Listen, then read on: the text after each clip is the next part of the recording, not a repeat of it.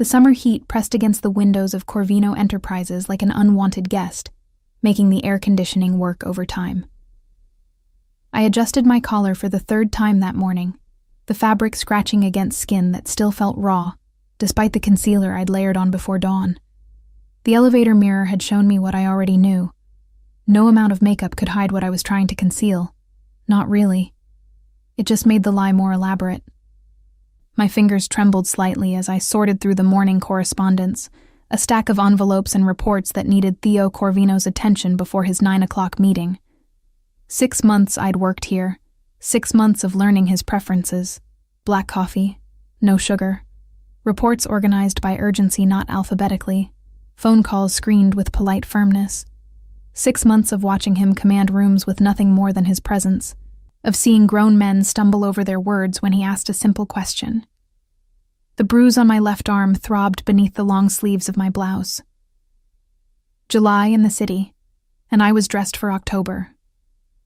The other secretaries had already made comments, gentle inquiries wrapped in concern that I'd deflected with practiced ease. "I run cold," I'd said, smiling the smile I'd perfected over years of explaining away things that shouldn't need explaining. "Office buildings are always freezing, Iris." His voice cut through my thoughts, smooth and controlled as always. Theo stood in his office doorway, impeccable in charcoal gray, his dark eyes fixed on me with that intensity that made my stomach tighten.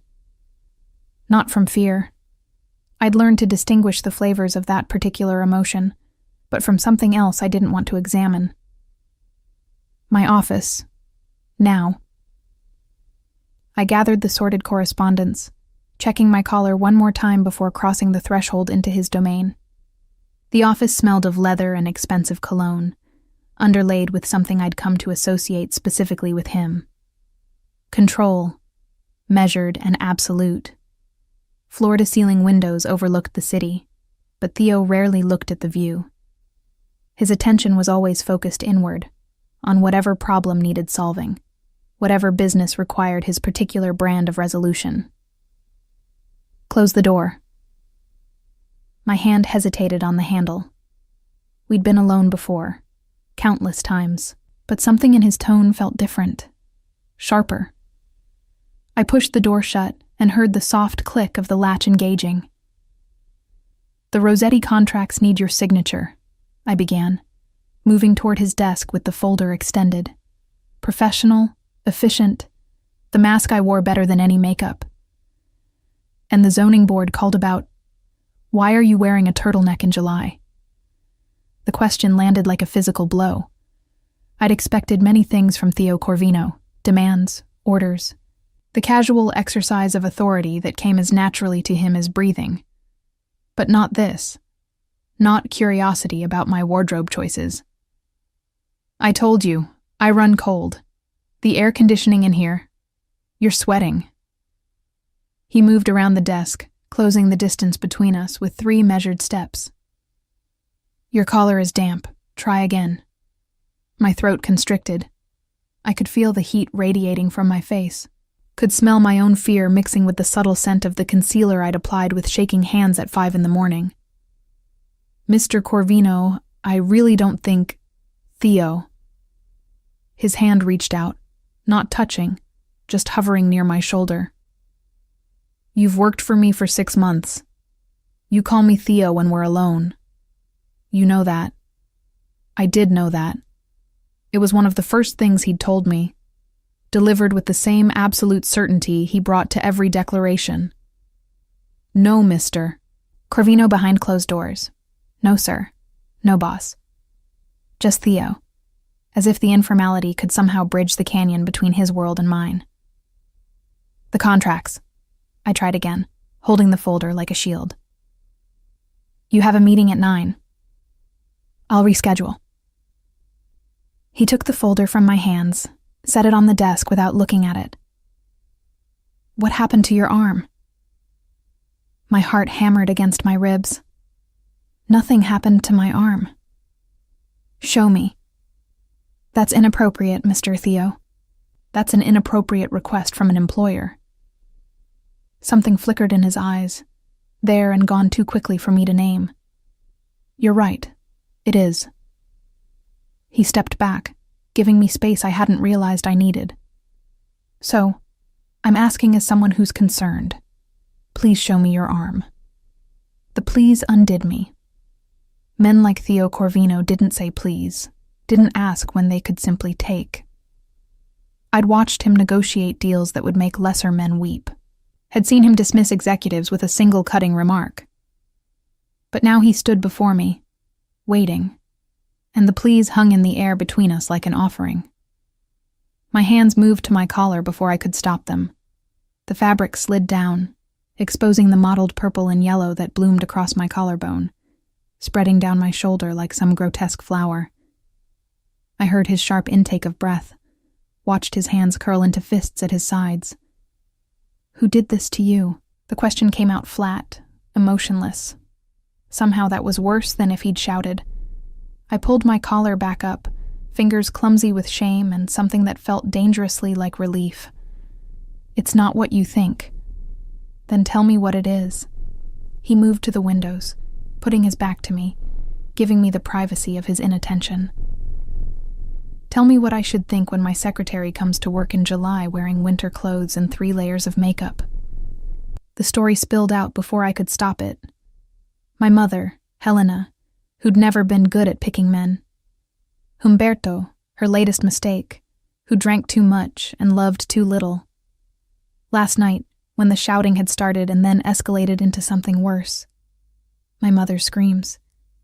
My decision to intervene, to put myself between them, to take the blows meant for her. I got her out, I finished, my voice barely above a whisper. She's staying with my aunt across town. She's safe.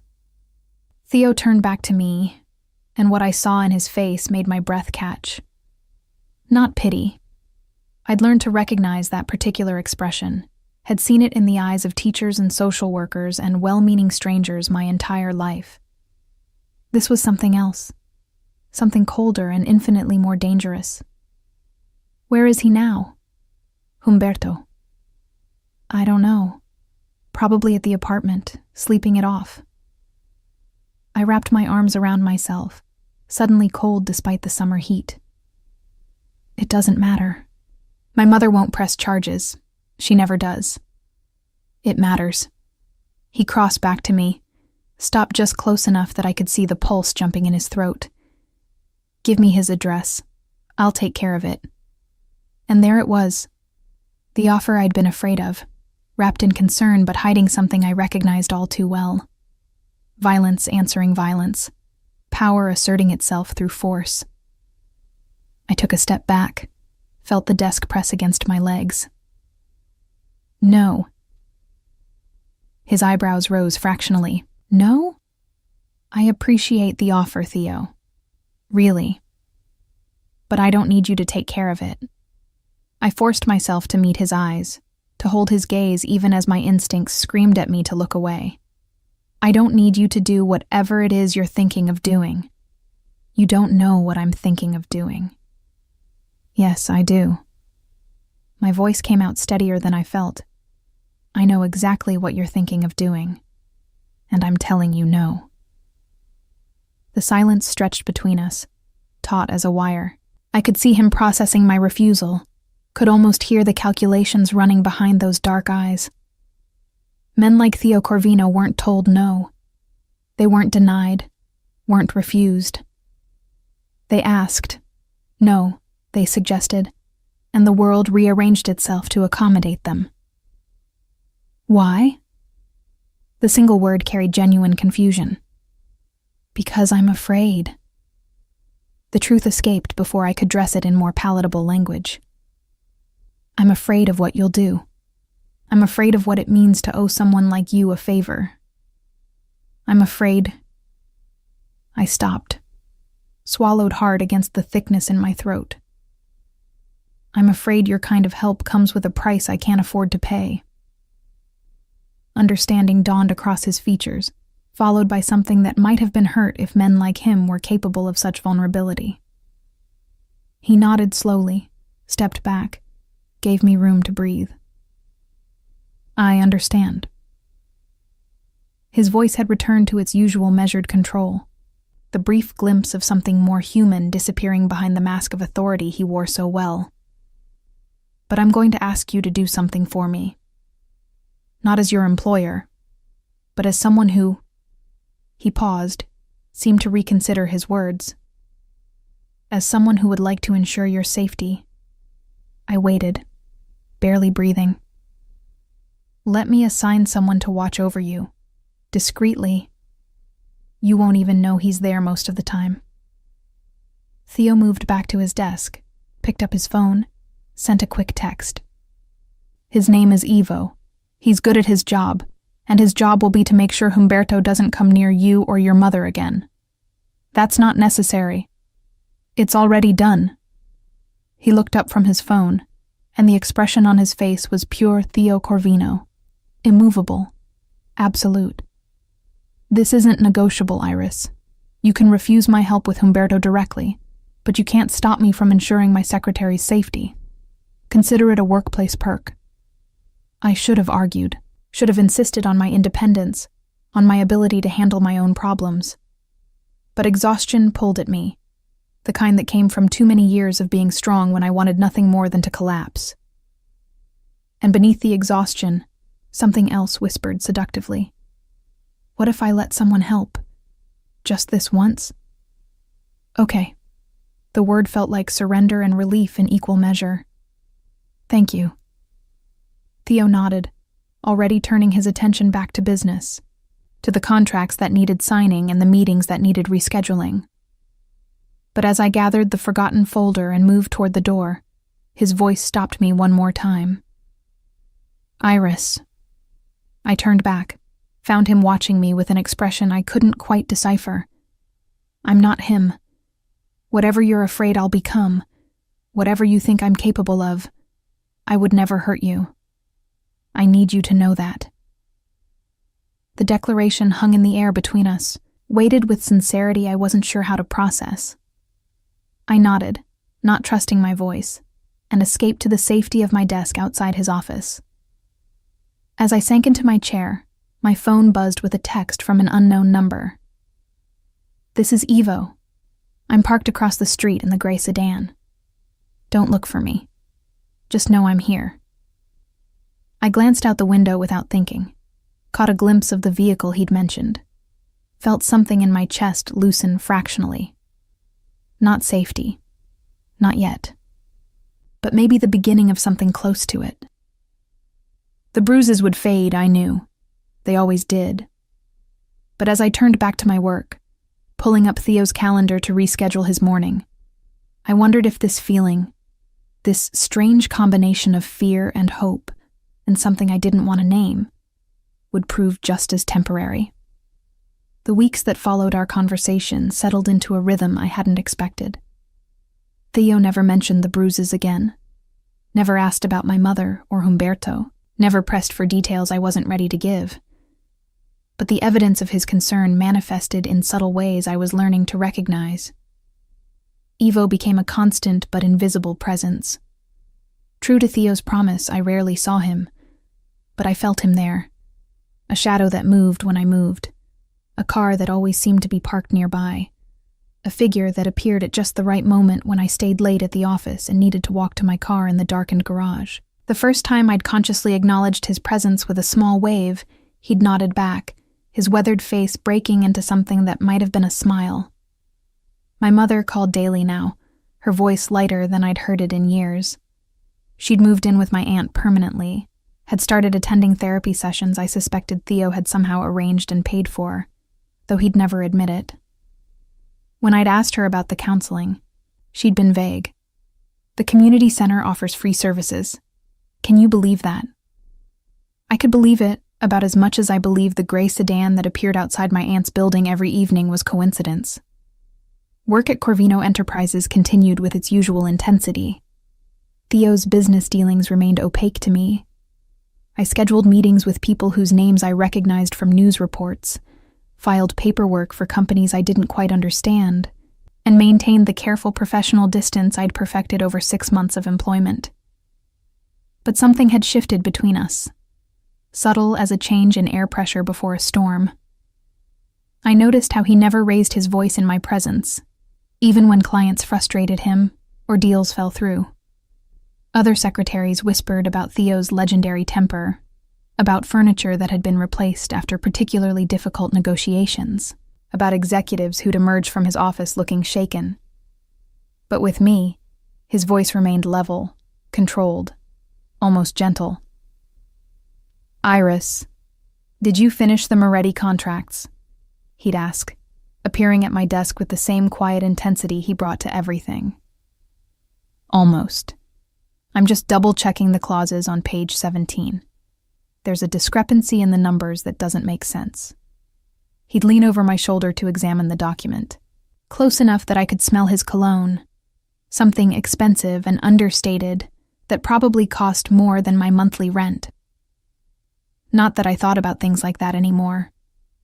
Not since Theo had quietly arranged for my salary to increase by 30%, citing my exceptional attention to detail when I'd questioned it. "Good catch." His finger would point to the error, never touching mine, but close enough that I felt the warmth radiating from his skin. "This is why I keep you around." "I thought you kept me around for my winning personality." I'd shoot back, the words escaping before I could stop them. It was a dangerous game I'd started playing, this casual insolence that I somehow only dared with him. With other executives, I maintained perfect professionalism. With clients, I was efficiency personified. But with Theo, I found myself pushing boundaries I didn't even know existed, testing limits he never seemed to enforce. His eyes would crinkle slightly at the corners, the closest thing to a smile I usually got from him. That too. 3 months after the morning he'd first seen my bruises, I made my biggest mistake. I'd stayed late to finish a presentation for his meeting with the zoning board, had been so focused on perfecting the slides that I hadn't noticed the time. When I finally looked up, the office was dark, except for the lamp at my desk, and the light spilling from Theo's office. I gathered the printed materials, knocked on his door frame. "I have the presentation ready. Do you want to review it now, or should I leave it on your desk?" "Come in." He was standing at his window, jacket discarded, sleeves rolled up to reveal forearms that my treacherous brain insisted on noticing. "What time is it?" "Almost 9. He turned, frowning. "You should have gone home hours ago. Is Ivo still here?" "He leaves at 7 unless I tell him otherwise." I set the presentation on his desk, tried to ignore the flutter in my stomach that his concern created. "I can take the subway. It's fine." "It's not fine." He pulled out his phone, typed quickly. "Ivo will be here in 15 minutes. Wait in your office until he arrives." "Theo, I'm perfectly capable." "I know you are." His voice softened fractionally. "Humor me anyway." I should have argued, should have insisted on my independence, on my ability to navigate the city I'd lived in my entire life. But the truth was, having Ivo's protection had become something I relied on more than I wanted to admit. Something that let me breathe easier, sleep better, move through my days without the constant low-grade fear that had been my companion for so long. "Thank you." The words came easier now than they had 2 months ago. "Coffee?" He moved to the small kitchen area in his office, a luxury most executives didn't have. "I'm about to make some. I have another few hours of work ahead of me." I should have declined, should have maintained the professional boundary between employer and employee, boss and secretary. But the office felt different at night, intimate in a way that daylight didn't allow. And I was tired of always doing what I should. "Black, no sugar." His eyebrow rose. "You've been paying attention." "It's literally my job to pay attention to your preferences." "Is it?" He handed me a cup, the ceramic warm against my palms. "I thought your job was to manage my schedule and file my paperwork." "That too." I took a sip, felt the caffeine hit my system like a small electric shock. "Though technically, making coffee for you violates at least 3 different employment law provisions about gender-based workplace expectations." This time he actually smiled, A real one that transformed his face from merely handsome to something that made my breath catch. File a complaint with HR. I'll take my chances with the lawsuit.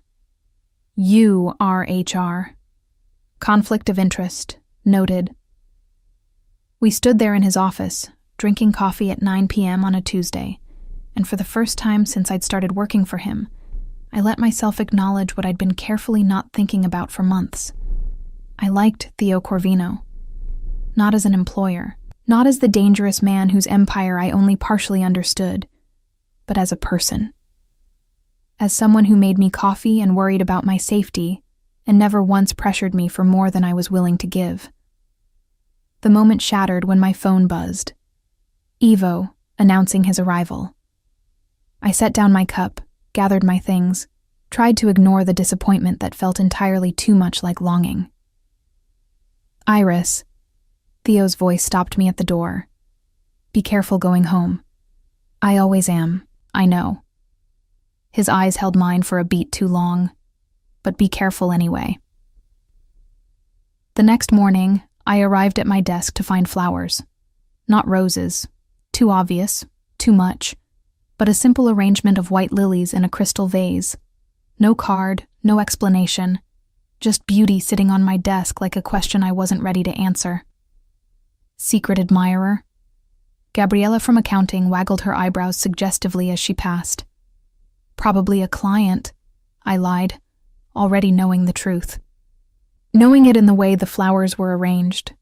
Simple, elegant, understated. Knowing it in the way they appeared the morning after I'd stayed late. After we'd shared coffee in his office like actual human beings instead of employer and employee. Theo emerged from his office at exactly 8:30, same as always. His eyes flickered to the flowers, then to my face, but his expression revealed nothing. Good morning, Iris. Do I have any urgent messages? 3. I've prioritized them by deadline. I handed him the notes, kept my voice professional, gave no indication that my heart was beating faster than it should. And the zoning board loved the presentation. They want to schedule a follow-up meeting next week. Excellent work. He took the messages, turned to go, paused. The flowers suit you.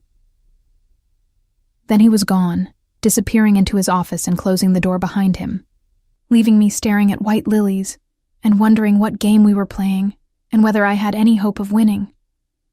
The lilies lasted a week before I finally threw them away, their petals browning at the edges like my resolve. More flowers appeared the next morning. Orchids this time, exotic and expensive, still with no card. I'd stopped bothering to pretend they weren't from Theo. Everyone in the office knew, even if no one said it aloud.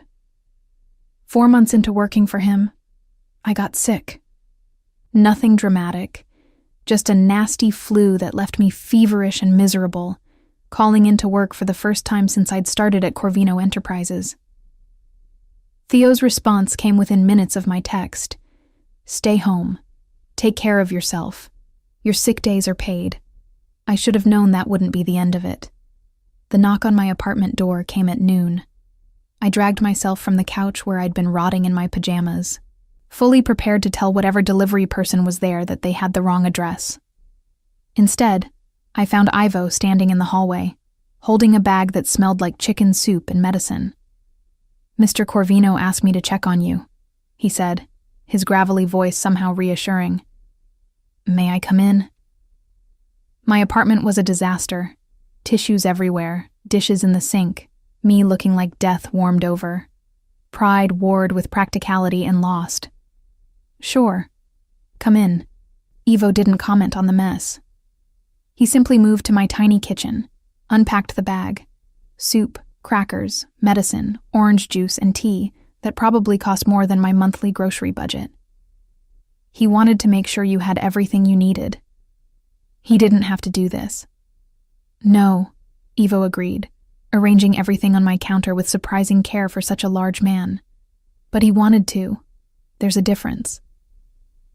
After he left, I sat on my couch staring at the provisions Theo had sent, trying to reconcile this gesture with the man I'd been so afraid of 5 months ago. The man I'd been certain would respond to violence with violence, who would solve my problems through force and intimidation and power. Instead, he'd sent soup. I returned to work 3 days later, still slightly weak but functional. Theo looked up from his desk when I knocked, and something in his face shifted when he saw me. "You look pale. Should you even be here?" "I'm fine." The soup helped. I set his coffee on the desk, back to our usual routine, as if the flowers and the care packages had never happened. "You have a conference call at 10 with the Marcetti family. The Marcettis can wait." He stood, came around the desk, and before I could process what was happening, he'd placed the back of his hand against my forehead. The touch was clinical, impersonal, but it sent electricity racing down my spine anyway. "You're still warm." "I'm always warm when I'm nervous. Are you nervous now?" "You're touching me." He pulled his hand back immediately, stepped away, gave me space I suddenly didn't want. "I apologize. That was inappropriate." "It was," I agreed, even as some traitorous part of me wanted to lean into his touch, to let myself be cared for by someone who seemed to do it without expecting anything in return. "But thank you. For the soup, and the medicine, and everything." You're welcome." He returned to his desk, became all business again. "The Marcetti call is at 10, you said?" "Yes. Reschedule it. I need you to go home and rest properly." "Theo." "Not negotiable, Iris." His voice was firm but not unkind. "You're no good to me if you collapse. Evo will drive you home." I wanted to argue, wanted to insist that I was fine, that I didn't need protecting or coddling or whatever this was. But the truth was, I was exhausted. And the idea of going home to my couch, of sleeping without worrying about bills or work or my mother, was too tempting to refuse. "Okay, thank you." That evening, as I dozed on my couch, my phone buzzed with a text from an unknown number. "This is your mother. I'm using your aunt's phone. The strangest thing happened today. A woman from some community foundation came by and offered me a part-time job. Administrative work, good pay, flexible hours. Do you know anything about this?" I stared at the message for a long time before responding. "That's wonderful, Mom. You should take it." I didn't tell her that I recognized the foundation's name from Theo's files. Didn't mention that I'd seen the paperwork for its funding just last week. Some things were better left unspoken. 6 months into my employment, Humberto made his first appearance since that night. Ivo called me at work, his voice tense. "He's outside your mother's building. I've already alerted the authorities, but I thought you should know." Terror clawed at my throat. "Is my mother okay?" "She's inside, safe. He hasn't approached the building. He's just sitting in his car across the street, but Mr. Corvino should be informed." "No." The word came out too sharp. "Don't tell him. I'll handle it." "Miss Frere, please, Ivo. Just keep watching. Make sure my mother stays inside. I'll figure out what to do." I hung up and tried to focus on work, but my hands trembled as I typed. Theo noticed immediately. "What's wrong?" "Nothing, just tired." He studied me for a long moment. "You're lying. You've never been a good liar, Iris. One of the things I appreciate about you." "It's personal. I'll handle it." "Is it Humberto?" My head snapped up. "How did you—" "Ivo reports to me. He called while you were on the phone with him." Theo's voice was carefully neutral, but I could see the tension in his shoulders. "Where is he?" "It doesn't matter. I told Ivo to just watch, to make sure he doesn't do anything. The police won't do anything unless he actually threatens someone." Theo's jaw tightened. "You know how this works, Iris. You've lived it before." I had. God, I had. The useless police reports, the restraining orders that were just paper, the system that only responded after someone got hurt. But still, I couldn't let Theo be my solution. Couldn't let him become the violent answer to my violent problem. I said no before. That hasn't changed. I'm not asking permission. He stood, grabbed his jacket. I'm going to make sure your mother is safe. That's all. No violence, no threats, just presence. Theo, please. Would you rather I send someone else? Someone less inclined to restraint? His eyes held mine, and I saw the truth there. He would do this whether I agreed or not. The only choice I had was whether it would be him or one of the men who worked for him, men who might not share his careful control. Go. The word tasted like surrender. But if you... I won't. He crossed to me, close enough that I could see the gold flecks in his dark eyes. I gave you my word once, Iris. I'm not him. I'm not any of them. Let me prove it. He left, and I sat at my desk trying to work and failing miserably. 45 minutes later, my phone rang. My mother, using her own phone this time, her voice shaky but relieved. The strangest thing just happened. Humberto was sitting outside in his car, and this man, very well dressed, very polite, went over and talked to him. I couldn't hear what they said, but Humberto left. Just drove away. And then the well-dressed man looked up at my window and nodded, like he knew I was watching, before he got in his own car and left too. That's good, Mom. That's really good. Do you know anything about this? About any of this? The job, the man, the way Humberto just disappeared? I have a very protective boss, I said carefully. That's all. Theo returned to the office an hour later, his expression unreadable. I looked up from my work as he approached my desk, my heart in my throat. Is he gone? He won't be bothering your mother again. Theo's voice was calm, matter of fact. I made it clear that there are consequences for harassment, legal consequences, financial consequences. I didn't touch him, Iris. I didn't even threaten him directly. I just explained his options. Relief and something else, something warm and dangerous, flooded through me. Thank you. You're welcome. He started toward his office, paused. For what it's worth, you were right to be afraid of what I could do. I am capable of violence. I won't lie to you about that. But I'm also capable of restraint, of choosing not to solve every problem with my fists. He looked back at me, and the vulnerability in his expression made my chest ache. I need you to know the difference. I did know. God help me. I was starting to understand exactly what Theo Corvino was capable of, both the darkness and the light. 8 months.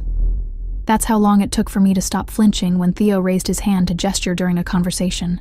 8 months of watching him navigate the world with careful control, of seeing him choose patience over power, restraint over retribution. 8 months of falling for him despite every warning bell in my head. It happened gradually, the way seasons change, too subtle to mark the exact moment winter becomes spring. I stopped jumping when he appeared at my desk, started looking forward to the quiet moments after everyone else had gone home, when we'd work side by side and he'd occasionally ask my opinion on something unrelated to business, a book he was reading, a restaurant he was considering, a charity he was thinking of supporting. What do you think about the arts program? He'd spread the grant applications across my desk late one Thursday evening. Which one would make the most difference? I studied the proposals, surprised he was asking. This one, the community theater. It serves the neighborhoods that don't have access to the Performing Arts Center downtown. That's what I thought too. He made a note on the application. But the symphony has more prestige. Since when do you care about prestige? He looked up, and I saw the hint of a smile. I don't. I wanted to see if you did. Is this a test? Everything's a test, Iris. You've been passing them for 8 months. The words hung between us, loaded with meaning I wasn't ready to examine. I turned back to the applications, tried to ignore the way my pulse had quickened. Then came the incident with the coffee. I'd been distracted, thinking about my mother's upcoming birthday, and how I could afford to get her something nice with my salary and the mysterious bonuses that kept appearing in my paychecks. I didn't notice the cup was overfilled until it was too late, until coffee was spilling across Theo's desk and soaking into the contracts he'd spent all morning reviewing. Oh God, I'm so sorry. I grabbed napkins, started blotting frantically at the spreading stain, my hands shaking with the adrenaline spike of having made a mistake. A big mistake. The kind of mistake that got people fired. Theo stood, moved around the desk, and I braced myself for the yelling. For the anger I'd never actually witnessed directed at me but had been waiting for anyway, certain it would come eventually because it always did. Men like him, powerful, controlled, dangerous, they all had breaking points. Iris. His hand covered mine, stilling my frantic movements. Breathe. I ruined the contracts, the Benedetti contracts. They're due tomorrow, and I ruined them. They're backed up digitally. We'll print new ones. His voice was calm, patient, impossibly gentle. It's just coffee. But I made a mistake. It happens. He took the soaked napkins from my trembling hands, set them aside, studied my face with that intensity I still wasn't used to. Why are you shaking? Because I'd been waiting for this moment. Waiting for the anger, the violence, the proof that I'd been right to be afraid. But it wasn't coming. Instead, Theo was looking at me with concern, his hands gentle as they steadied mine. I thought you'd be angry. I'm not angry. He frowned. Has anyone here made you feel like mistakes aren't acceptable? No. Everyone's been great. It's not that. I tried to pull my hands away, but he held them firmly, not painfully, just enough to keep me grounded. I'm not good with anger, yelling, that kind of thing. Understanding dawned in his eyes. Because of him, Humberto, and others before him. The admission slipped out. My mother has terrible taste in men. I grew up knowing that when things got spilled or broken or messed up, someone paid for it. Usually her. Sometimes me. Theo's jaw tightened, but his hands remained gentle on mine. I'm not them. How many times do I have to prove that before you believe it? I do believe it. And I did. That was the terrifying part. I'm just still adjusting. Then adjust. He released my hands, stepped back, gave me space. But know this. You could spill coffee on me every day for a year, and I still wouldn't raise my voice to you. That's not who I am with you. That's not who I'll ever be. That night, I went home and cried. Not from fear or frustration, but from the sheer overwhelming relief of being believed. Of not having to perform perfect competence every second of every day. Of being allowed to be human and fallible and still valued. The next morning, there were flowers on my desk again. Peonies this time, soft pink and ridiculously beautiful. You're going to run out of flower varieties eventually, I told Theo when he emerged from his office. There are over 400,000 species of flowering plants on Earth. He accepted his coffee, carefully poured this time, without breaking eye contact. I think we'll be fine. This is excessive. Is it making you uncomfortable? I considered lying, considered maintaining the professional distance that had been eroding for 8 months. But I was tired of lying, tired of hiding what I felt. No, it's making me happy. That's what makes me uncomfortable. Why? Because happy isn't safe. The words escaped before I could stop them. Happy means having something to lose. Theo set down his coffee, moved closer to my desk. You already have something to lose, Iris. You have your mother, your job, your safety. The flowers don't change that. They change how I feel about the person giving them to me. And how do you feel about that person? I met his eyes, saw the vulnerability there that he tried so hard to hide, saw the question he wasn't quite asking, the hope he wouldn't let himself express directly. Confused, grateful, terrified. I took a breath. Interested. Interested. He repeated the word like he was tasting it, testing its weight. I can work with interested. Theo, I'm not going to push Iris. I've waited 8 months. I can wait longer. He picked up his coffee again. All business. But I need you to know, when you're ready, if you're ever ready, I'm here. Not as your boss. As someone who would very much like to take you to dinner somewhere that doesn't involve discussing work. He disappeared into his office before I could respond, leaving me staring at pink peonies and trying to remember why getting involved with my boss was a terrible idea. The problem was, I couldn't remember. All I could think about was the way he'd looked at me, like I was something precious, something worth waiting for, like I mattered beyond my utility, beyond my ability to schedule meetings and file paperwork. 2 weeks later, I got sick again. Nothing serious, just a headache that had bloomed into a migraine during the afternoon. I tried to push through, tried to maintain my usual efficiency, but Theo noticed within minutes. Go home. I'm fine. I just need some aspirin. You're squinting at your computer screen, and you've been rubbing your temples for the last 20 minutes. Go home, Iris. That's not a request. I wanted to argue, but my head was pounding too hard to form a coherent protest. Ivo drove me home, helped me to my door with the same careful courtesy he always showed.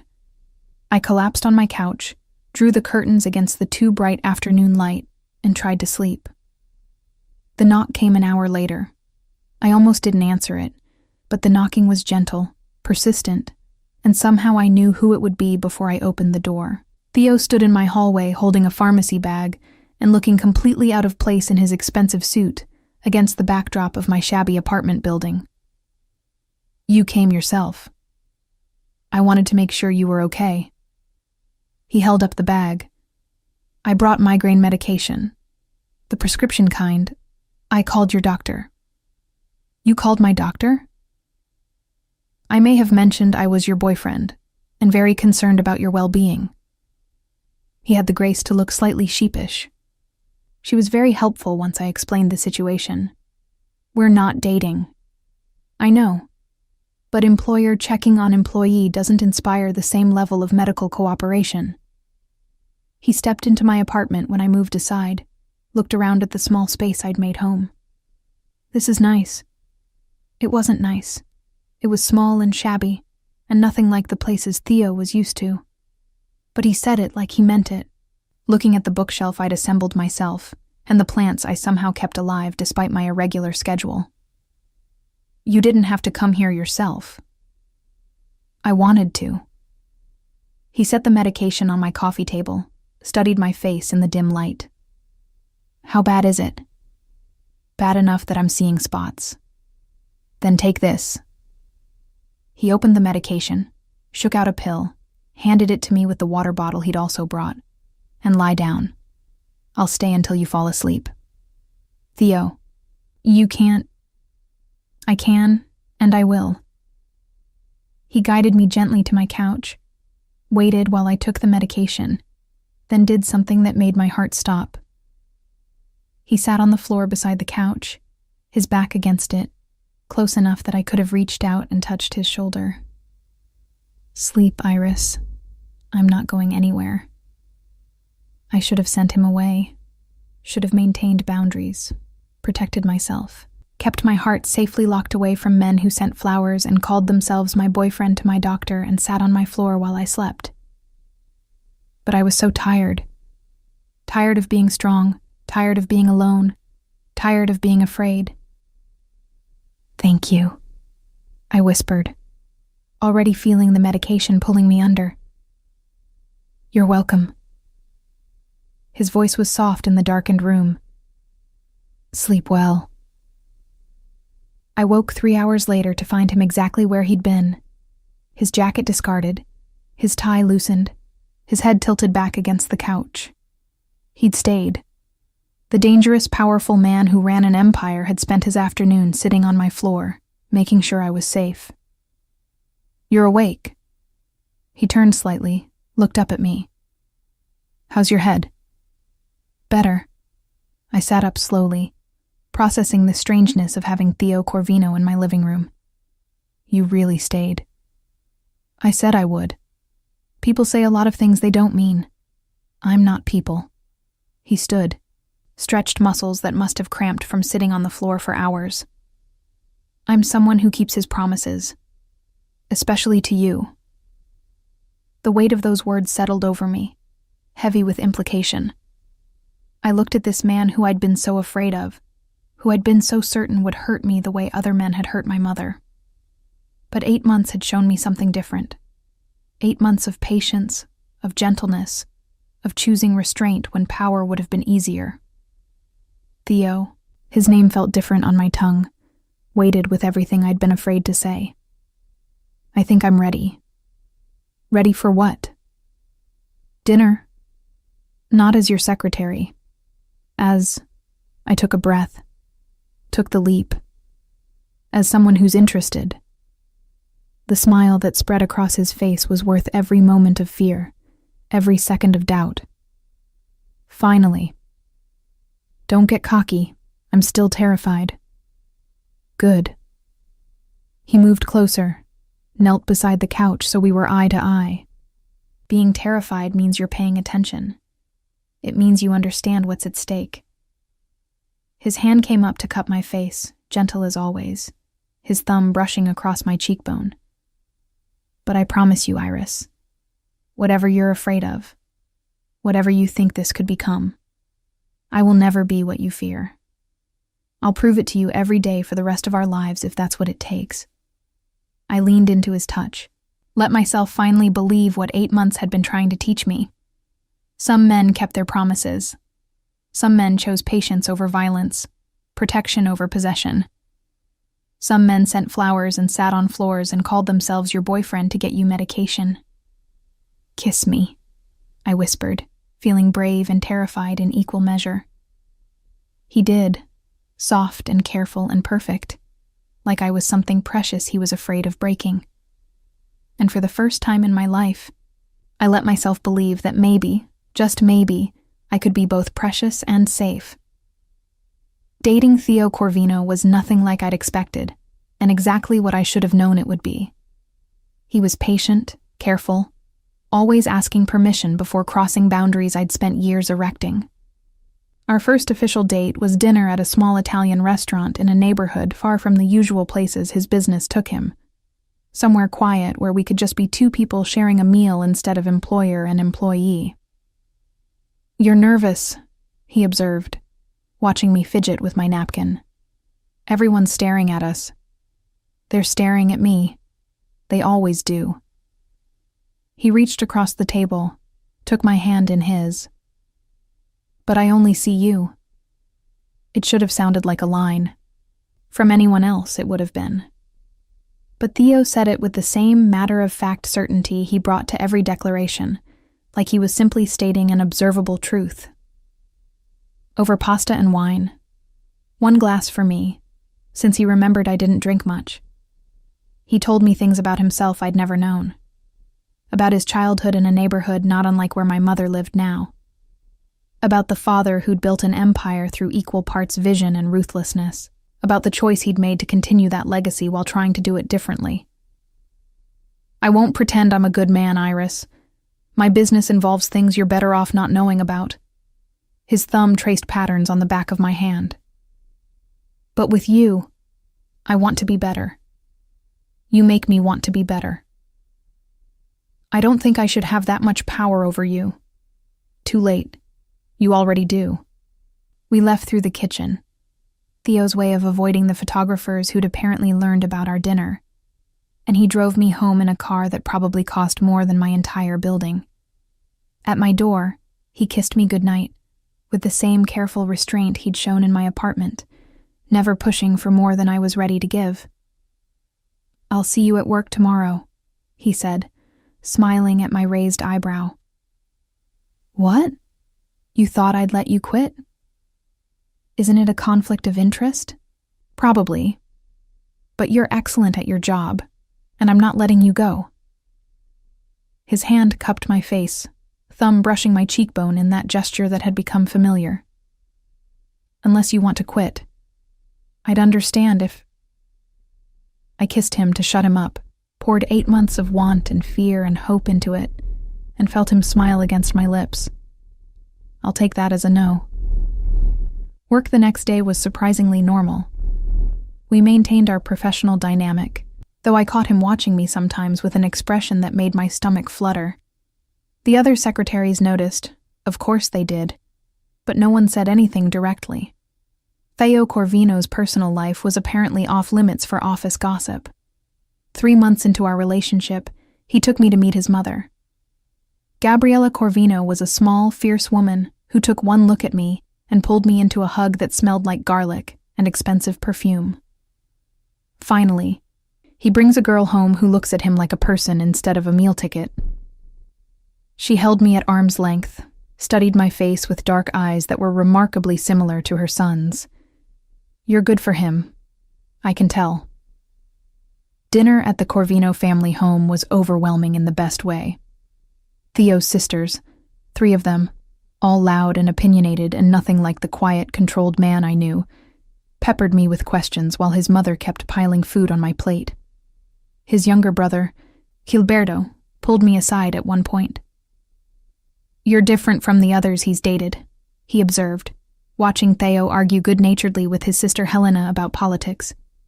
You don't seem afraid of him. Should I be? Most people are. Gilberto studied me thoughtfully. But I guess you've seen the parts of him he hides from everyone else. The parts that are actually kind. I had. God, I had. 6 months of dating. Theo had shown me layers I never expected.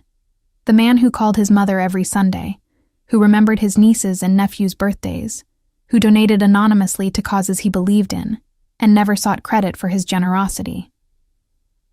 He's a good man, I said simply. He is with you. Gilberto's expression grew serious. Whatever you're doing, whatever you bring out in him, keep doing it. We've never seen him this happy. The real test came when I finally invited him to meet my mother. She'd been nervous for days, cleaning her small apartment until it gleamed, fretting about what to cook for the man who'd, though she didn't know all the details, basically saved her life. Mom, he's not going to judge your cooking. He owns half the restaurants in the city, Iris. Of course he's going to judge my cooking. But Theo arrived with flowers for my mother and compliments for her simple meal, eating seconds and thirds like it was the finest cuisine he'd ever tasted. He asked about her job, the one he'd arranged through his foundation, and listened to her talk about her work with genuine interest. After dinner, he helped with the dishes despite my mother's protests, and I watched from the doorway as they worked side by side, this powerful man and my fragile mother, and felt something shift in my chest. He's wonderful, my mother whispered to me later as Theo took a phone call on the small balcony. Nothing like... I know. I hugged her, felt her relax against me in a way she never had when I was growing up. He's nothing like any of them. 1 year into our relationship, Theo asked me to move in with him. Not demanded, not assumed. Asked, with the same careful respect he'd shown me from the beginning. I know it's fast. I know you value your independence. We were in his penthouse. I'd started staying over a few nights a week, and he looked genuinely nervous. But I hate the nights you're not here. I hate knowing you're across the city instead of next to me. And before you say it, yes, I know that's possessive and probably not healthy, but it's the truth. I looked around the space that had become familiar over the past year, so different from my shabby apartment but starting to feel like home anyway. What about my mother? I can't just abandon her. I'd never ask you to. He pulled me close, wrapped his arms around me with that perfect pressure that made me feel safe instead of trapped. What if we got her a place nearby? Better security, closer to her work, I know a building. You always know a building. It's kind of my business. He pressed a kiss to my temple. She could be 5 minutes away instead of across the city. You could see her every day if you wanted. It was too much. Too generous. Too perfect. Too everything I'd been afraid to want. But I'd learned over the past year that Theo's generosity didn't come with strings attached, didn't require repayment or subservience or surrender of my autonomy. Okay. I tilted my head back to look at him. But I'm paying rent. Don't be ridiculous. Theo, fine, you can pay rent. The smile playing at his lips told me he was humoring me. $1 a month. That's not... Take it or leave it, Iris. Some battles you're not going to win. I moved in the following month. My mother settled into a beautiful apartment 3 blocks away, close enough to visit easily, far enough to maintain our independence. Evo's protection extended to her building too, though she still didn't know the full extent of Theo's involvement in her safety. Living with Theo was like dating him, only more so. He was thoughtful in ways I'd never experienced, remembering I liked my coffee a specific temperature, keeping the bathroom stocked with my favorite products, giving me space when I needed it, and proximity when I didn't. But he was also possessive in ways that should have bothered me more than they did. He didn't like when I went out without telling him where I'd be. He worried when I stayed late at work, which was ironic, since I technically worked for him. He had opinions about my friends, my schedule, my safety. You're being overprotective. I told him one evening after he'd questioned why I needed to meet Gabriella from accounting for drinks. I'm being appropriately protective. He looked up from his laptop, expression serious. You're the most important thing in my life, Iris. I'm not going to apologize for wanting to keep you safe. I'm not asking you to apologize. I'm asking you to trust that I can take care of myself. I do trust that. He closed the laptop, gave me his full attention, but the world is dangerous, and I know exactly how dangerous because I'm part of what makes it that way. Let me have this. Let me know where you are, who you're with. Not because I don't trust you, but because it's the only thing that keeps me sane. I'd crossed the room, settled into his lap, felt his arms wrap around me with that now familiar combination of possession and protection. Okay, but you have to trust that I'll tell you if it becomes too much. I will, I promise. 18 months into our relationship, Humberto appeared one last time. Not physically, Evo made sure of that, but in the form of a threatening email to my mother. Something about wanting to talk, about unfinished business, about how he'd found out where she lived. I found out when my mother called, her voice shaking with a fear I'd hoped she'd never feel again. I was at work, at my desk outside Theo's office, and the moment he heard my tone change, he was there. What happened? I showed him the email my mother had forwarded. Watched his expression go from concern to ice cold in the space between heartbeats. Pack your things. We're leaving. Theo, I can't just... You can and you will. He was already typing on his phone, messages flying to people I couldn't see. I'm going to take care of this, permanently, and I don't want you here when I do. Fear spiked through me. What does permanently mean? He looked up, and I saw something in his eyes I'd never seen directed at me before. The cold, calculated danger that made other men afraid. It means he'll never threaten your mother again. It means this ends today.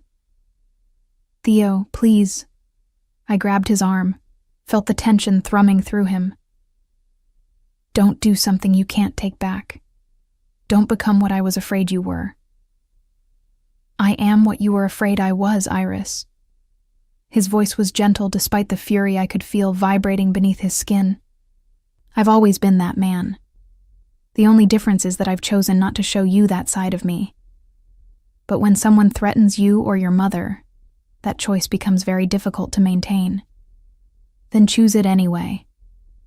I moved closer, forced him to look at me instead of his phone. Choose to be the man who sends flowers and sits on floors and keeps his promises. Choose to handle this the way you've handled everything else, with patience and control and restraint. The internal struggle played out across his face, the fury warring with the control I'd come to rely on. Finally, he exhaled slowly, some of the tension leaving his shoulders. Okay, no violence. But he's going to wish I'd chosen differently. He kissed my forehead, lingering there. Go home. Take your mother to our place. I'll handle this and meet you there tonight. Promise me. I promise, Iris. No violence, just consequences. I went home and gathered my mother, brought her to the penthouse she'd only visited once before. We waited together, drinking tea and pretending neither of us was terrified about what Theo might do despite his promises. He came home 6 hours later, looking tired but satisfied. Found us in the living room and went straight to my mother. Mrs. Helena, Humberto won't be contacting you again. I've arranged for a restraining order. A real one, with teeth. I've also ensured that his employer is aware of his extracurricular activities. And I've made it clear to certain parties that any future harassment will be met with legal action that will make his life very difficult. My mother stared at him. You did all that in 6 hours? I'm very efficient. He turned to me, and the dangerous man who'd left that morning was gone, replaced by the one I'd fallen in love with. No violence, as promised. I went to him, wrapped my arms around him, felt the tension finally drain from his body. Thank you. Anything for you? He held me close, his voice low enough that only I could hear. Anything to keep you safe. Always. That night, after my mother had gone to the guest room and Theo and I lay tangled together in our bed, he traced patterns on my bare shoulder and said something that made my heart stop. Marry me. I pushed up to look at him, certain I'd misheard. What? Marry me, Iris. He wasn't smiling, wasn't making it romantic or elaborate, just stating it with the same certainty he brought to every important declaration. I don't have a ring yet, because I wanted to ask first, wanted to make sure you'd say yes before I made it official. But I'm asking now. Be my wife. Let me protect you and your mother forever. Let me love you the way you deserve to be loved. Tears spilled down my cheeks before I could stop them. This is the least romantic proposal ever. I know. I'm terrible at this. He wiped my tears with his thumbs, his own eyes suspiciously bright. But I mean every word. I want forever with you, Iris. I want to wake up next to you every morning and know that you're mine and I'm yours. I want to build a life together, a family together. I kissed him, poured everything I felt into it. The fear and the hope and the love I'd been too afraid to name. Yes. Yes. Yes, I'll marry you. Yes to forever. Yes to all of it. I smiled through my tears. But you're getting me a ring, a really nice one. Because if I'm going to be Iris Corvino, I want everyone to know it. His laugh was pure joy. Deal. The ring appeared 3 days later, an emerald surrounded by diamonds that caught the light and scattered it like promises. Theo slipped it onto my finger over breakfast, his hand steady even though I could see the nerves in his eyes. It's perfect, I whispered, watching the way it looked on my hand. It's too much, but it's perfect. Nothing is too much for you. He kissed my knuckles, right above the ring. I'd give you the world if you'd let me. I just want you, the real you, the man who sends flowers and keeps promises and sits on floors while I sleep. That's who I am with you. That's who I'll always be with you. We told my mother that evening. She cried. Happy tears this time. Relief and joy mixing together as she pulled both of us into a hug that smelled like the lavender sachets she kept in her closet. You'll be good to her, she said to Theo. Not a question, but a statement. You'll protect her the way I couldn't." "I will." His arm was steady around my waist, anchoring me. "With everything I have." The wedding was small, intimate, nothing like the elaborate affairs Theo's business connections expected, just family in a garden venue his mother had helped us find, flowers everywhere and joy soaking into every moment. My mother walked me down the aisle, both of us wearing dresses that Theo had insisted on buying despite my protests. She looked healthier than I'd seen her in years, her eyes clear and her smile genuine as she placed my hand in Theo's. "Take care of my girl," she whispered to him. "Always," he promised, and meant it with every fiber of his being. The ceremony was traditional, the vows personal. When the officiant asked if anyone objected, Theo's youngest niece, 6 years old and full of opinions, shouted, "No way!" loud enough to make everyone laugh. His family had welcomed me completely, treating me not as an outsider but as someone who'd always belonged. "I, Theo Corvino, take you, Iris Frary, to be my wife." His hands were steady on mine, his voice carrying across the garden. "I promise to protect you, to cherish you, to be patient when you need me to be, and strong when you need that instead. I promise to send you flowers for the rest of our lives, and to never, ever raise my voice to you. I promise to be worthy of your trust, your love, your faith in me." My own vows came out shaky with emotion. "I, Iris Frary, take you, Theo Corvino, to be my husband.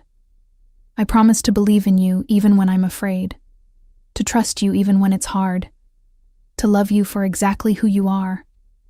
I promise to be brave enough to accept your protection and strong enough to stand beside you.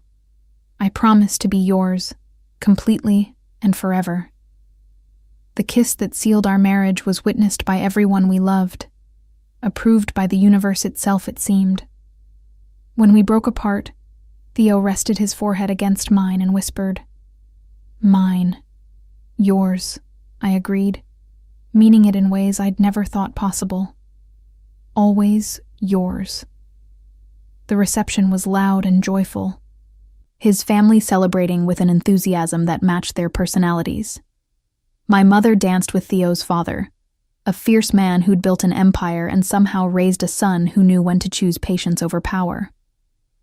I watched them together and saw the future: safety, security, love that didn't hurt. Late in the evening, after most of the guests had departed and the sky had darkened to velvet, Theo pulled me aside to a quiet corner of the garden. "I have something for you, another wedding gift. You've already given me too much. Not this." He handed me an envelope, watched my face as I opened it. Inside was a deed to a house, 3 bedrooms, in a neighborhood I'd mentioned loving months ago. "For your mother, her own place, fully paid for. No rent, no landlords, no worrying about making ends meet. Just hers, free and clear." I couldn't speak past the lump in my throat. This man, this dangerous, powerful man who could have solved every problem with violence, had instead chosen this: security for the woman who'd suffered so much, peace for the mother who'd never had enough of it. "You didn't have to do this. I wanted to." He pulled me close, and I went willingly, fitting against him like we'd been designed for exactly this purpose. "She gave me you, Iris. This is the least I can do." We found my mother sitting with Theo's mother, the two of them laughing over something Theo's sister had said. When I handed her the envelope, when she opened it and saw what it meant, her tears started fresh. "I can't accept this. It's too much. Mom." I knelt beside her chair, took her hands in mine. "You spent your whole life struggling, sacrificing, surviving. Let someone take care of you for once. Let us give you this." She looked at Theo, who'd settled beside me, his hand warm on my back. "Why? Why would you do this for me?" "Because you're Iris's mother. Because you survived things no one should have to survive. Because you raised an incredible woman who taught me that patience is stronger than power." He smiled, genuine and warm. "And because I can. Let me use my resources for something that actually matters." The house became my mother's haven. We helped her move in over the next few weeks, Theo's family showing up to paint and arrange furniture and fill the space with warmth. Watching my mother settle into her own home, truly her own, with no fear of eviction or violence or instability, was almost as wonderful as marrying the man who'd made it possible. 6 months into our marriage, I stood in our penthouse kitchen making breakfast while Theo worked at his laptop at the counter. The morning sun streamed through the windows, catching on my wedding ring and scattering light across the marble. "You're staring," I said, without looking up from the eggs I was scrambling. "You're beautiful." I'm allowed to stare at my wife. "You see me every day." "I know. I'm very lucky." He closed his laptop, came around the counter to wrap his arms around me from behind. His chin rested on my shoulder, his breath warm against my neck. "Do you know what today is?" "Wednesday? It's been 2 years since you spilled coffee on my contracts and thought I'd fire you for it." I laughed, remembering my panic, my certainty that one mistake would undo everything. "You brought it up at our wedding, in your speech. Because it was important. That was when I knew." "Knew what?" "That you'd been hurt before. That you expected anger and got patience instead. That I needed to be careful with you, gentle, because you'd learned to expect violence, and I needed to teach you something different." I turned in his arms, looked up at the man who'd somehow become my entire world. "You did teach me something different. You taught me that love doesn't have to hurt, that power doesn't have to destroy, that some men keep their promises. Always." He kissed me, soft and sweet, the way he'd kissed me 1,000 times before and would kiss me 1,000 times more. "I'll always keep my promises to you." My mother called later that afternoon, excited about the garden she was planting in her backyard. Theo's gift had included landscaping, and she'd discovered a passion for growing things in soil that was finally, truly hers. "You should see the tomatoes, Iris. They're going to be beautiful." "I'll come by tomorrow. We can have lunch in your new gazebo." "Bring Theo. I made that pasta he likes." I smiled, watching my husband through the window where he'd taken a call on the terrace. "I will, Mom. I love you." "I love you too, sweetheart. And Iris, thank you." "For what?" "For being brave enough to trust him, for being strong enough to accept help, for showing me that happy endings are possible." After we hung up, I joined Theo on the terrace. The city spread out below us, vast and complicated, and full of both beauty and danger. But up here, in this space we'd carved out together, I felt safe. "Everything okay?" he asked, pulling me against his side. "Everything's perfect." And it was. Not perfect in the fairy tale sense. We still argued sometimes, still navigated the complexities of our different worlds, still worked to balance his protective instincts with my need for independence. But perfect in the way that mattered. Honest, safe, built on a foundation of trust that had been tested and proven. "I'm glad." He pressed a kiss to my temple, a gesture that had become his signature. "Because I plan on everything being perfect for the next 50 or 60 years. Think you can handle that?" I looked up at him, at the man who'd proven that some powerful men chose patience, that some dangerous men chose gentleness, that some wealthy men chose to use their resources to protect instead of possess. "I think I can handle that." And standing there in the golden afternoon light, wrapped in the arms of the man who'd taught me what love should feel like, I knew I was telling the truth. We'd found our happy ending, my mother and I. Not because we'd been rescued, but because we'd been brave enough to accept help from someone who offered it without conditions. The bruises had faded long ago, but the love we'd built in their place would last forever. 2 years into our marriage, I woke to find Theo already awake, watching me with that intensity I'd grown to crave instead of fear. The morning light filtered through our bedroom curtains, casting golden patterns across the white sheets that had become our sanctuary. "You're staring again," I murmured, stretching against him. "I'm appreciating," he corrected, his hand tracing lazy patterns down my spine. "There's a difference." "What are you appreciating at 6 in the morning? The fact that you're here, that you chose to stay, that every morning for 2 years, I've woken up next to you, and it still feels like a miracle." I propped myself up on one elbow, studying the face I knew better than my own now. The sharp angles had softened slightly with contentment, the lines around his eyes deepening from smiles instead of stress. He looked younger somehow, despite being 36 now, as if happiness had turned back time. "You say the most ridiculous things sometimes," I told him, but my voice was thick with emotion. "They're only ridiculous if they're not true." His hand came up to cup my face, thumb brushing across my cheekbone in that gesture that never failed to make my heart skip. "I love you, Iris Corvino. More today than yesterday. More tomorrow than today." "That's mathematically impossible. Love doesn't multiply infinitely." "Watch me prove you wrong." He pulled me down for a kiss that tasted like promises and coffee and home.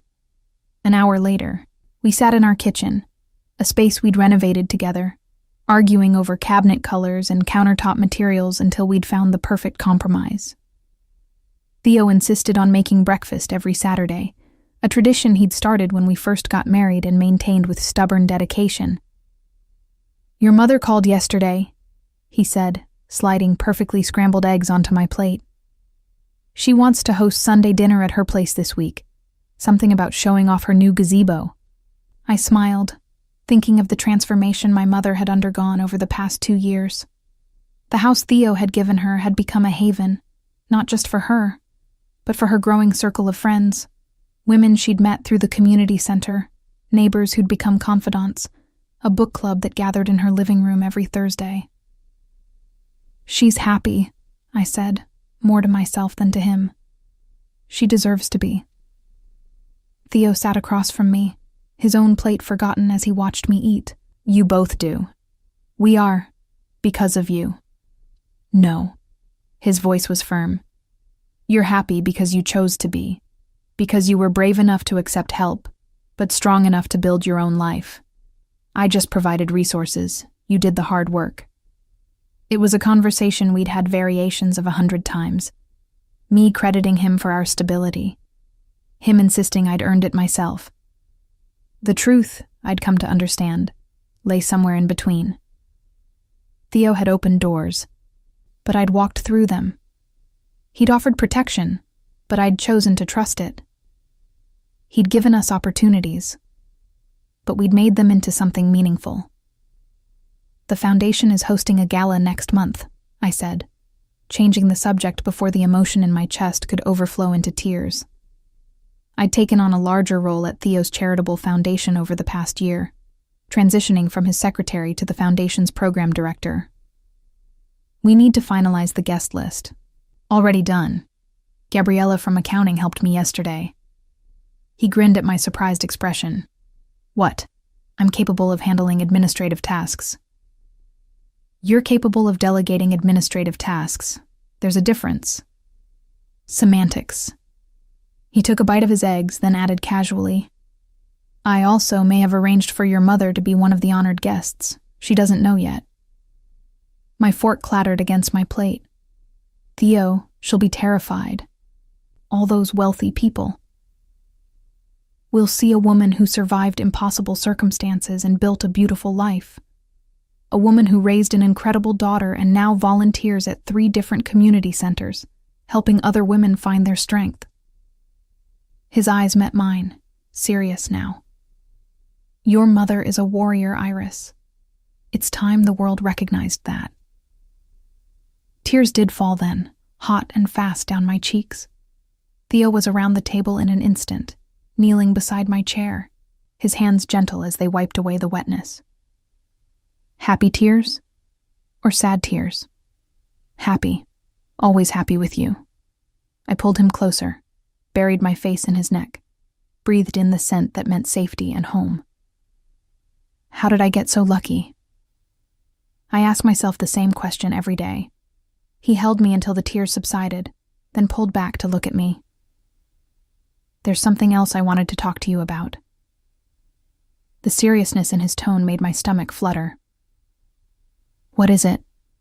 I've been thinking about expanding the Foundation's reach, opening satellite offices in other cities, helping more people. He stood, pulled me to my feet, led me to the living room where he'd apparently prepared a presentation on his laptop. But I wanted your input before making any decisions. For the next hour, he walked me through plans and budgets and possibilities. New programs for women escaping domestic violence, job training initiatives, housing assistance, educational scholarships. The scope was breathtaking, the potential impact immeasurable. This would change thousands of lives, I said, scrolling through the projections. That's the idea. He sat beside me on the couch, his hand finding mine. But I won't do it without you. This is our foundation now, Iris. Your vision matters as much as mine. Our foundation. 2 years ago, I'd been terrified of owing him anything, of being trapped by his generosity. Now we were partners in everything: marriage, business, life. The shift had been so gradual I'd barely noticed it happening, trust building layer by layer until the foundation was unshakable. I think it's brilliant, I said. But we'll need to hire more staff. I can't manage expansion and still be home for Sunday dinners with my mother. Already budgeted for it. I thought maybe we could promote Gabriella to assistant director. She's been asking for more responsibility. You've thought of everything. I try. He kissed my temple, lingering there. Though there is one thing I haven't figured out yet. What's that? When you're going to stop being surprised that I actually listen to you. I laughed, the sound filling our home with warmth. Probably never. I grew up thinking powerful men didn't listen to anyone. Then I'll spend the rest of our lives proving you wrong. That afternoon, we visited my mother at her house. She greeted us at the door with flour on her apron and joy in her eyes, a combination I'd never seen before. Theo had given her this space to breathe, to heal, to become the woman she'd always been beneath the fear. I'm making bread, she announced, pulling me into a hug that smelled like yeast and happiness. Your grandmother's recipe. I found it in some old boxes and thought I'd try it. Theo followed us into the kitchen, immediately rolling up his sleeves to help without being asked. This too had become tradition.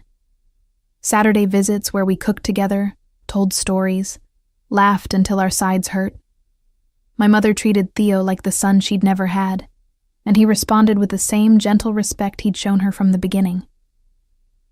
Iris tells me you want to host Sunday dinner here next week, Theo said, kneading dough with surprising competence. His hands, which signed contracts worth millions, and had once, though he'd never confirmed it, done things I didn't want to know about, shaped bread with careful precision. If that's okay, I know you usually cook. It's more than okay, Helena. We'd be honored. He glanced at me, then back to my mother. Actually, there's something we wanted to tell you. About the Foundation Gala next month. I watched my mother's face as Theo explained about the honor, about wanting to recognize her volunteer work, about how much she'd inspired others in the community. Her hands stilled on the dough, her eyes growing wide and then bright with tears. I can't accept that. I'm nobody special. I just help out where I can. You're special to me, I said, moving to stand beside her. And to all the women you've mentored. You've turned your pain into purpose, Mom. That deserves recognition. I don't have anything to wear to a fancy gala. Already handled, Theo said with a smile. Iris and I would like to take you shopping next weekend. Our treat. No arguments. My mother looked between us, her expression a mixture of overwhelm and gratitude and love so pure it made my chest ache. You've both given me so much already. The house, the job, the safety. You gave me Iris, Theo interrupted gently. Everything else is just a thank you for that gift. Later, as we drove home through the city streets, I watched Theo navigate traffic with the same careful control he brought to everything. The man who could command a room full of powerful executives with a single look, who could make problems disappear with a phone call, who could be ruthless when necessary. That man sat beside me humming along to the radio, his hand linked with mine across the console. Thank you, I said into the comfortable silence. For what? For loving my mother like she's yours too, for making her feel valued and safe, for giving her a reason to bake bread and plant gardens and believe in happy endings. She's family. That's what you do for family. He brought our joined hands to his lips, pressed a kiss to my knuckles. Besides, she raised you. That makes her one of the most important people in my life. That night, we attended a business dinner with some of Theo's associates, the kind of event that had intimidated me when we first got married, but now felt routine.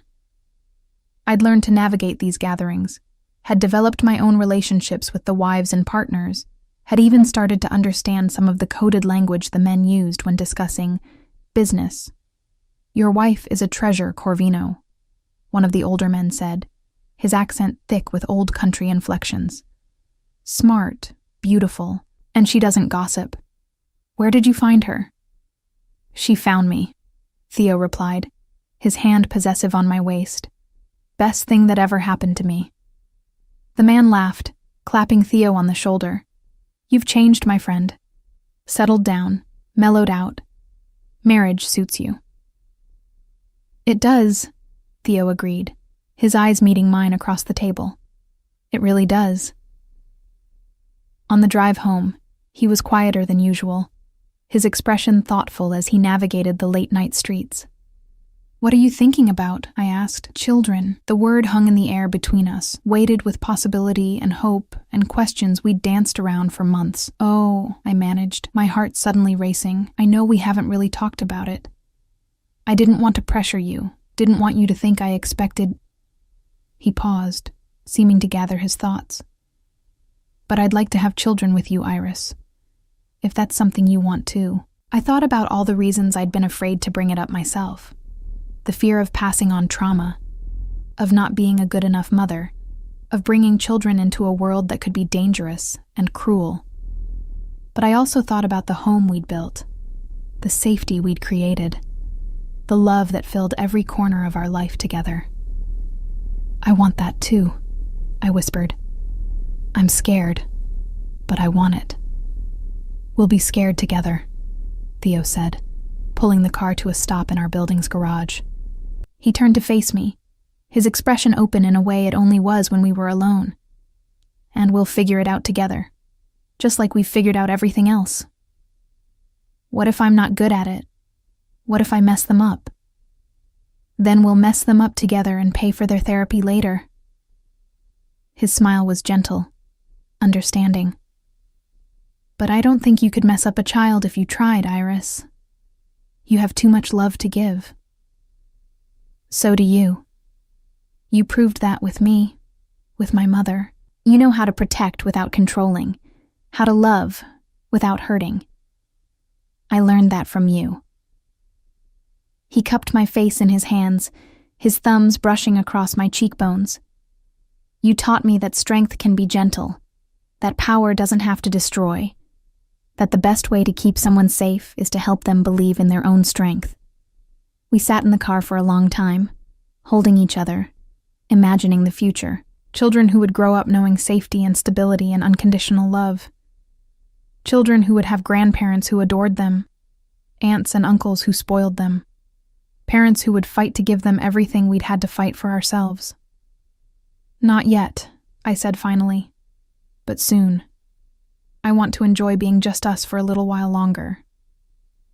"However long you need," Theo promised. "I'm not going anywhere." And he wasn't. That was the miracle I woke up to every morning. The knowledge that Theo Corvino, with all his power and danger and intensity, had chosen me. Chosen patience over force. Chosen to stay when leaving would have been easier. Chosen to prove every day that love didn't have to hurt. We'd built something beautiful from broken pieces. We'd turned fear into trust, pain into healing, survival into thriving. And every day, in 100 small ways, we continued to choose each other. That night, as we lay tangled together in our bed, Theo traced patterns on my shoulder and whispered, "I love you, Iris, my wife, my partner, my heart." "I love you too," I whispered back. "My protector, my home, my always." Outside our windows, the city continued its restless motion. But inside our sanctuary, everything was still, peaceful, perfect. We'd found our happy ending and discovered it was really just the beginning. A family, of purpose, of a love that would continue to grow and deepen with every passing year. The bruises had faded long ago, both the visible ones and the invisible scars that had taken longer to heal. In their place was something stronger, something that couldn't be broken by fear or doubt or the darkness of the past. In their place was love, patient and powerful and permanent. The kind of love that sent flowers and sat on floors and kept promises. The kind of love that transformed broken girls into strong women and dangerous men into devoted husbands. The kind of love worth waiting for, worth fighting for, worth building a lifetime around. And as I drifted toward sleep in Theo's arms, I sent up a silent prayer of gratitude for the courage to trust, for the strength to heal, for the miracle of finding home in the last place I'd expected to look, for finding everything I'd never dared to hope for in the man who'd proven that some powerful men choose to protect instead of possess, to cherish instead of control, to love instead of harm, for finding Theo and discovering that happy endings were possible after all.